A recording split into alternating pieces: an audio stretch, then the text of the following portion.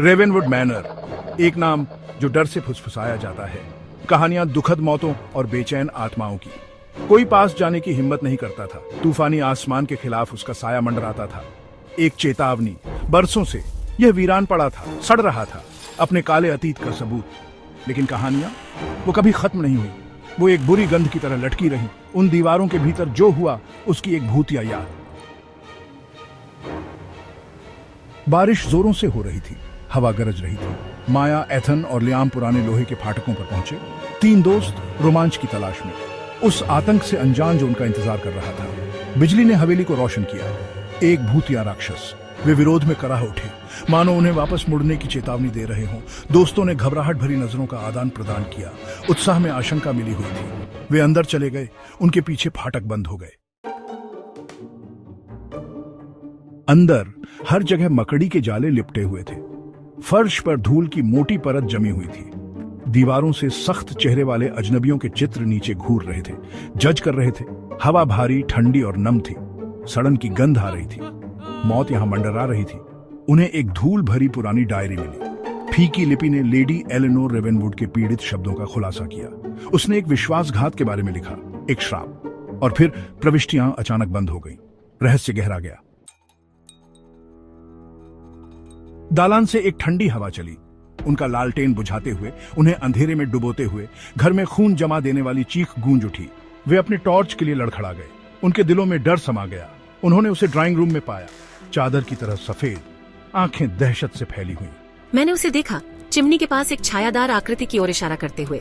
यह उतनी ही जल्दी गायब हो गया जितनी जल्दी दिखाई दिया था, उन्हें ठंडी खामोशी में छोड़कर। दहशत फैल गई। उन्हें भागना था, लेकिन उन्होंने जो भी दरवाजा आजमाया वह बंद था। फंस गए। तापमान गिर गया। उनकी सांसें हवा में बर्फीले बादल बना रही थी।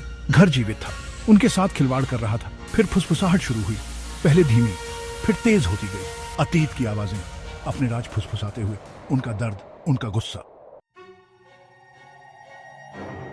एक हड्डी जमा देने वाली उपस्थिति ने कमरे को भर दिया। उनके सामने एक काले घूंघट में लिपटी एक आकृति प्रकट हुई। उसकी आंखें दुष्ट रोष से लाल हो रही थीं। ये रेवेनवुड के अंधेरे का केंद्र था। लेडी एलेनोर की प्रतिशोधी आत्मा। ये माया पर झपटा, लेकिन लियाम आत्म बलिदान के वीरतापूर्ण कार्य में उसके सामने कूद गया। काले घूंघट वाली आत्मा ने उसे ढंक लिया। लियाम चीखा, एक आंत खींचने वाली आवाज, फिर सन्नाटा। काला घूंघट गायब हो गया। लियाम को अपने साथ ले गया। केवल उसकी गिरी हुई टॉर्च रह गई, जो अंधेरे में एक अकेली किरण डाल रही थी। माया और एथन दहशत में जम गए थे। उनका दोस्त चला गया था। इस घर में रहने वाली बुराई ने ले लिया था। वे यहाँ नहीं रह सकते थे, अब और नहीं। उन्हें भागना था, लियाम के लिए, अपने लिए। घर चाहता था कि वे भी उसी तरह पीड़ित हों जैसे उसने किया था। वे भागे, आंसुओं और डर से अंधे हो गए। अंतहीन गलियारों से नीचे अंधेरे में ठोकर खाते हुए। हवा ठंडी होती गई, फुसफुसाहट और जोरदार होती गई, उनसे जुड़ने का आग्रह करती गई। आखिरकार उन्हें सामने का दरवाजा मिला, उसे खोला और तूफानी रात में बाहर निकल गए। सुरक्षित अभी के लिए। उन्होंने रेवेनवुड मैनर को पीछे छोड़ दिया, लेकिन अनुभव उनके साथ रहा। एक भयावह स्मृति जिससे वे कभी बच नहीं सके। दुःस्वप्न खत्म नहीं हुआ था। लियाम का क्या हुआ? क्या वह हमेशा के लिए फंस गया था, या वह रेवेनवुड की भूतिया विरासत में एक और बेचैन आत्मा बन जाएगा? सवाल बने रहे, अनुत्तरित।